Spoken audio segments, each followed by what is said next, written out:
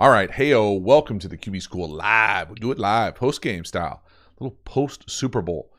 Do me a favor, make sure this thing sounds, looks good. Hit me with your favorite emoji if you are new to the live, just to make sure this thing sounds good. But we'll do a little one-drink post-game reaction here. It's going to call for obviously more than that over the next week or so. But just some early initial reactions. And I didn't even watch the post game to know who gets the awards or whatever. But man, I don't know, man. I know that there are some probably like DLine enthusiasts out there that are just fired up after that game.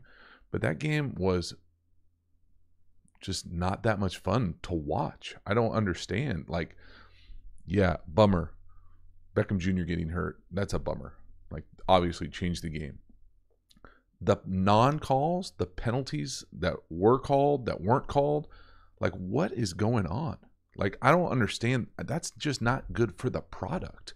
Like, for the Shield. Like, I come into the live right away, and there's like 8 people in there talking about rigged and da-da-da, and I'm like, it's hard to argue against it when you see just the inconsistency of what the hell that was on so many different layers.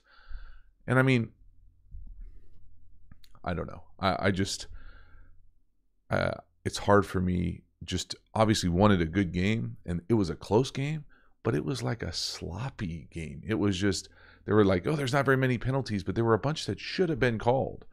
And I mean, that long one against Jalen Ramsey, that straight up changes the game. I mean, it changes the game. And it wasn't even close. He literally pulled his mask so the guy couldn't see, and then turns it into a massive long touchdown. I don't know. And then the final drive that Chris Collinsworth just couldn't get enough of, you know, yeah, it was great to see Kupp come off like that, but where the hell was he the entire rest of the time? Like, I know that OBJ was not in the game, so why weren't they getting him the ball earlier? What? I couldn't have been the only person sitting there going, you know, they're making it seem like he doesn't have anybody to throw to. He's got the best guy who's got the best perimeter ever in the NFL, or at least this year, winning the Triple Crown for every single stat. Can't get him the ball before the final drive? And then the pass protection issue with the Bengals, everybody knew it was going to happen. It was only a matter of time before it shows itself up. Not being able to run and get that first down on the third one was brutal. Aaron Donald just took over the game. I mean, I don't know. You know, right away I see like game effect. What's the linebacker supposed to do? I'm assuming you're talking about the 2 penalties for Cincinnati right at the end there. First of all, for me, how about the throw that Matthew Stafford missed before that? Like the first down one, that's a wide-ass open touchdown, and he puts it in the first row of the field boxes.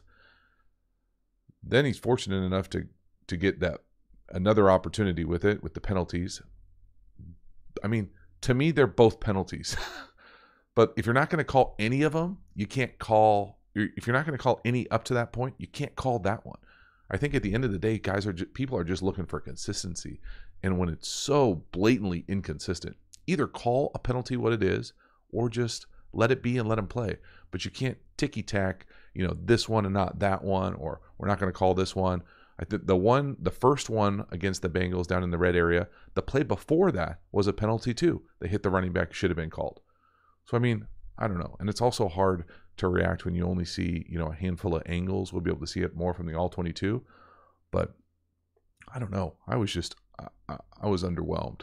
And we can go down the list as far as how exactly they tried to do what they were trying to do. But, man, you tell me.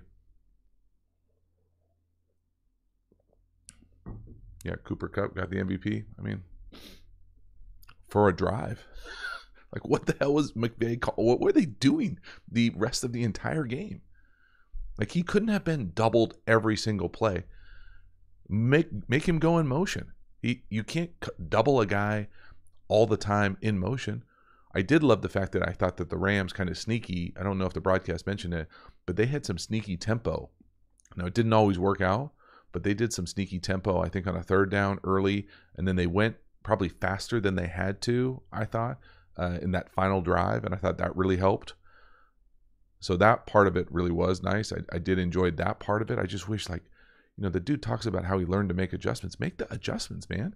Like, you don't have a game plan in case somebody gets hurt. Like, it was frustrating to watch.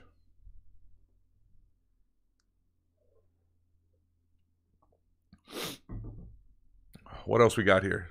So, I mean, if there are hot takes in here, things you want me to touch on, things that you have questions about. I mean, I have questions that I need to go back and watch the film.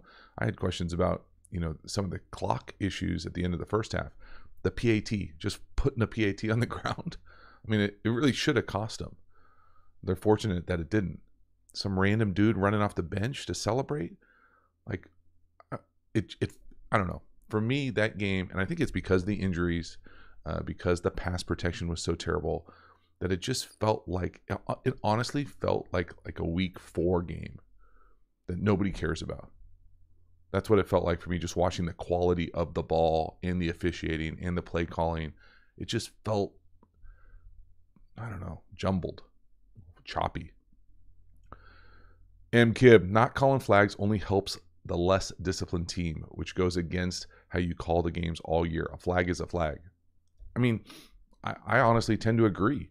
And I don't even think there's a debate about it. The rules are the rules. Now, you can push the line as far as what that lives with, but then you're going to have to live with the penalty. I mean, I'm sure that they had a plan to go out there and be physical with the Cincinnati wide receivers, but that doesn't mean that you don't expect to get a offensive pass interference if the dude grabs your face mask and pulls it sideways and you're looking out the ear hole. I mean, I think every quarterback ever has told the story about, they make up the story of saying, first time you ever got sacked, your face mask turns to the side and you think that the walls are coming in because you've been hit so hard that you think you're going to black out. Now, this is back in the day when you could joke about this type of stuff. It's obviously a little bit more sensitive nowadays, and it should be. And I've told this story a bunch of times as taking it on first person, that I wake up, I get up for my first hit, and I think I'm going to go out because the walls are coming down, just to realize that my helmet is to the side and I'm looking out the ear hole. So, I mean, I don't know. It was tough.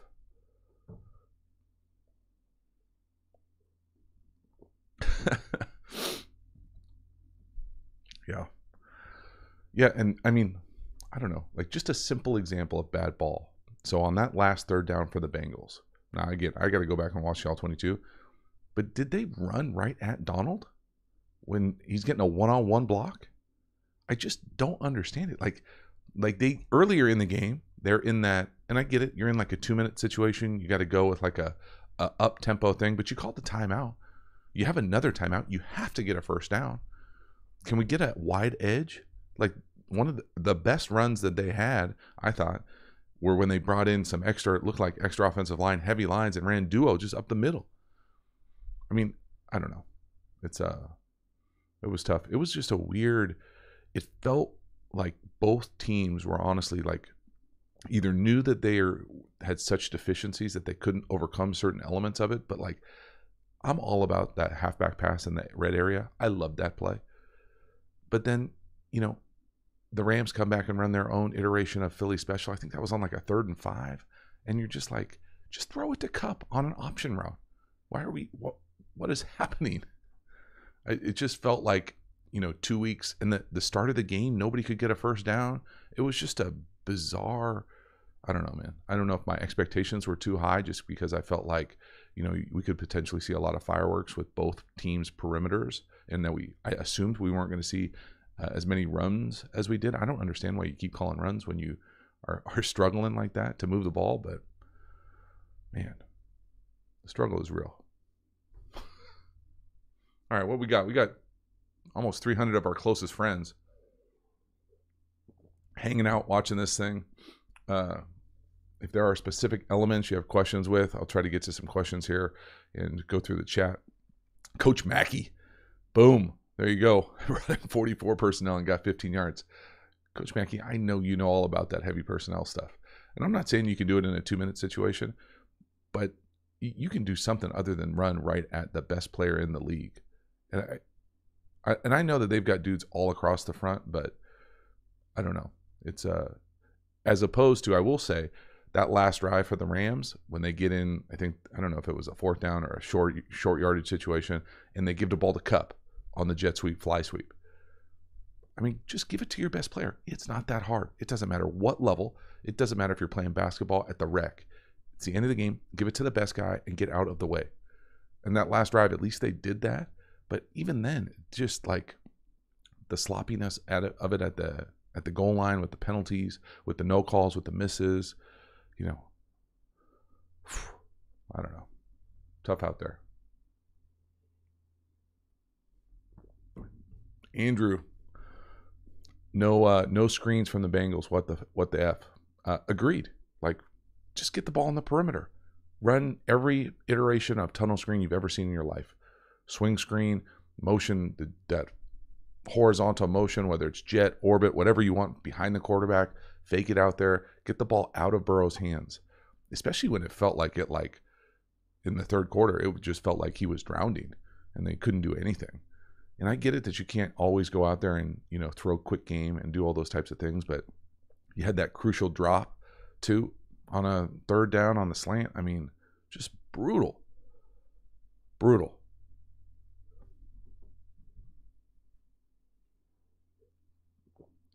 All right, Joey Nichols, serious questions. Do the Rams actually have fans other than players, wives, and relatives? That's tough, bro.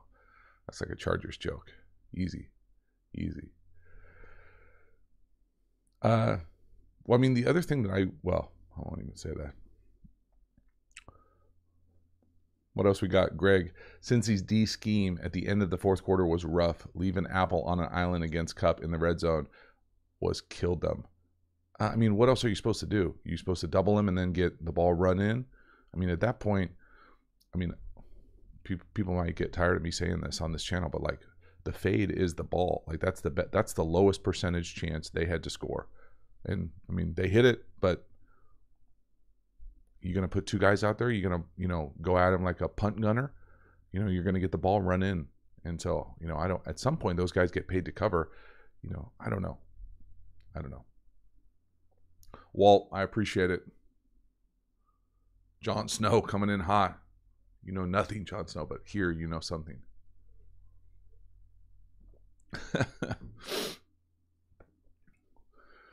Yeah. All right, what else we got here? Rice and Beans going with offsetting penalties. I never believed in that. Like, you call one penalty for another team, you're going to have like a get back penalty. I really don't think that stuff happens.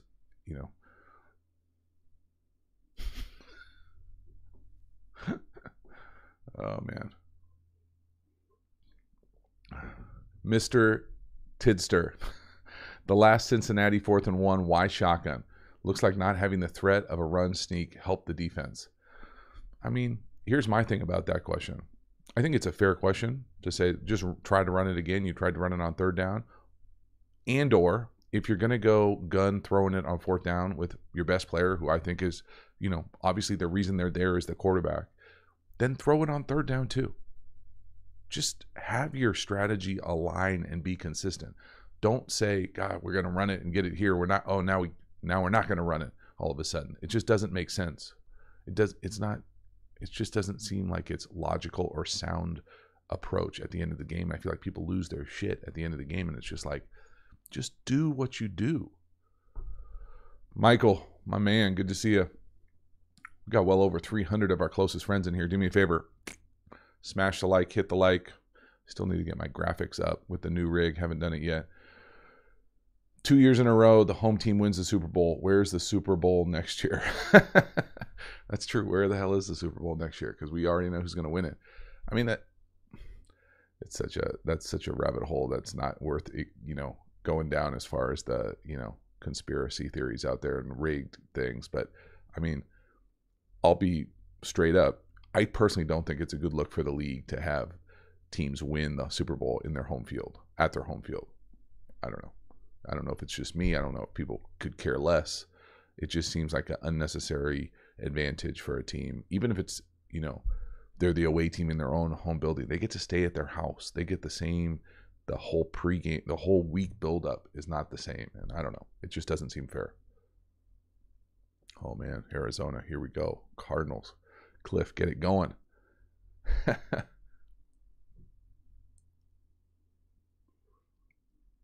Big Dap 100 coming in hot for the Aaron Donald deserved the MVP.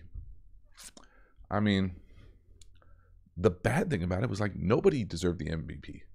I mean, yeah, Cooper Kupp had a great last drive, and now we're giving MVPs for drives. But again, the thing about the Cooper Kupp thing that I think is the most interesting part of that is just do that the whole game. Or at least do it more, do it occasionally. You don't have to wait till the last series to get your best player the ball. And I don't want to hear the story about they had 2 dudes on him, he was bracketed, whatever. All right, we'll see. I mean, the film's not going to lie. We're all going to see the same film. I'm going to share it here. You're going to have a chance to see, maybe I'm totally full of it, and there were 2 guys standing out there like he's a punt gunner, and I just didn't see it on the broadcast, but I don't think so. And even if he is, put him in motion, put him from the backfield, do something, get the guy the ball. Man, just weird. It was just, I don't know. Bummer, because I guess I always think of this as like where you aspire to have the best level of ball played. It's not always the greatest game, but it's the best players playing their best for get the opportunity for a great game.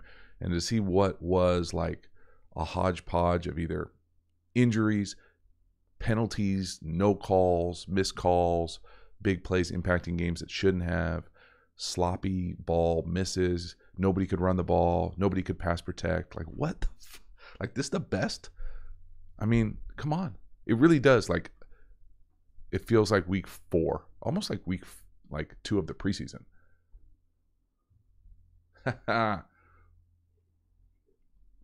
Maisha coming in hot. I love it. I know. Well, about the halftime show. Now, obviously, I think it depends on when you were born, where you grew up a little bit. I'll acknowledge. But I mean, did people enjoy that halftime show that weren't on the West Coast and born in the 80s? I mean, I'm a 79, but it's fun to hear those songs. It's interesting to see those people, kind of see what they're at now, what they're doing, but I don't know. I can't get past the ball, y'all. I can't get past it. All right, 400 of our closest friends hanging out. I mean, honestly, I'm at the point where I'm just like, as I'm sitting here talking, thinking like, what am I going to do these videos on? I'm going to do a penalty or a no call video. I'm going to have to. Or a penalty video. Like, there were so many that impacted the game where you're just like, and I know a bunch of refs and I'm friends with refs and I appreciate how hard the job is. It's not easy to do. I would not want to do it. And I challenge you, if you played ball, if you are a fan of ball, if you really want to get involved and maybe you don't want to coach at wherever you're at, go sign up to be a referee. It's not easy to do. I don't want to be up here, taking shots at a job that is difficult, especially when they're not even a full-time job in the league, which is a whole different story. But that's the best crew. That's the best. Man, that's the best. I don't know. Oh, man. All right. My man Venom. I agree, bro. This thing is about on a wrap. I certainly had fun building this thing up, hoping it was going to be a great game. It'd be interesting to see what the injuries come back as far as what Beckham Jr. is, what the quarterbacks, if anything, is. It looked like Weddle did obviously something significant to his shoulder as well. Probably a number of guys' last games with that one. So, I don't know. Greg Jeffries, what is the best way a QB can counter the Rams' constant D-line overload scheme on the one side? Is it the screen game? What could the quarterback do personally, or the Cincy scheme do generally? That's a great question. So the first part of that is knowing the tendencies when they get into that crazy overfront. And then the other part about it is I understand why the broadcasters kept thinking that it creates a number of one-on-ones. I'm not sure it does. If anything, it creates a one-on-one for the guy who stays by himself, because the whole line is going to slide back the other way towards that overload. So yeah, you're getting one-on-ones with the back on a linebacker and the tackle on whoever's left on the one side away from the overload. But I mean, the best ways to counter that are what you talked about: perimeter quick screens, get the ball out of your hand quickly, change the launch point. So, if you can move. The other thing I would have loved to have seen them do is just mix up the tempo. You don't have to go mock speed, like as fast as you possibly can, but go quickly on a second down, catch him off guard. Don't change personnel and line up in a super spread formation with big people. There's a bunch of different ways to get creative to not allow them to do what they want to do as far as trying to create the matchups they want, especially on that Bengals front. That Bengals front is like it just feels like a door. I mean, the door is open, and then you can't hold up long enough, and it's a bad feeling playing quarterback when you feel like you got to get the ball out of your hands.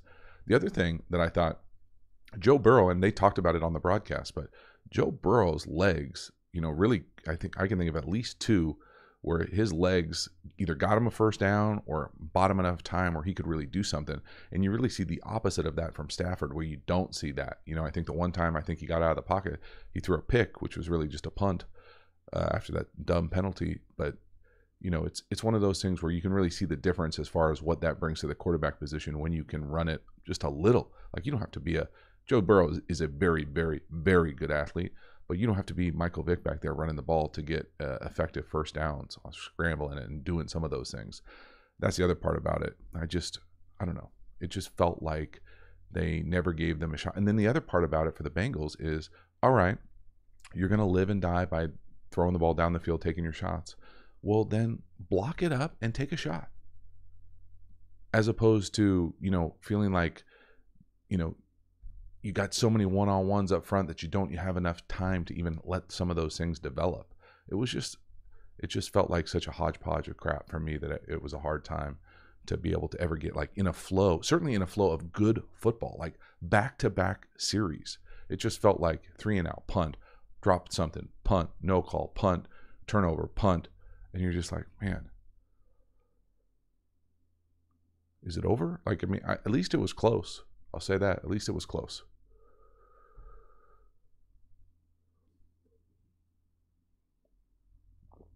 The protections were bad. Yeah, so I mean, as I'm thinking here going like, what the hell videos am I going to do this week? A no-call penalty video, a pass protection video, a like, why are we still calling runs video, and then like a Cooper Kupp drive video. And then we're on to the draft. I'm looking forward to the draft. I'm not going to lie, y'all. I need a NFL pause, hard pause after that. That was tough. Whew. Tony, it's not a fair hypothetical, but I wonder what that 4th and 1 would have looked like without the couple of hits on Burrow. Yeah. Maybe. Josh Hughes, there's no way that ref crew they put out there was their best. Felt like they were stuck in between letting them play and calling stuff that was game-changing down the stretch. It really, like, I agree. And that's the thing about it. Like, well, here's the other part about this. And I don't know what it is at the league level anymore, but oftentimes those crews are not the same crew that has been together all year. So during the year, normally the crews stay together every single week. So you're with the same back judge, you're with the same umpire, you're with the same white hat, you're with the same linesman. Where I think the playoff games are like all-star crews. And I've always thought, like, just like obviously from a distance at the big games, but even in the few playoff games I was at, I was always felt like the quality dipped from the officiating. And whether it's a thing about like letting them play, not letting them play, the confidence to work together, because there really is a unit element of being able to see the entire field that I think comes from working together as a crew. But I mean, and the other thing is, it's not cool. It's not fun to get up here and like blast referees, or it just isn't. And it comes across in almost, in my opinion, in poor taste most of the time. But in this game, it felt like it wasn't like I'm like a homer, whatever, Bengals fan. Like, there were calls all over the place where you're just like, damn.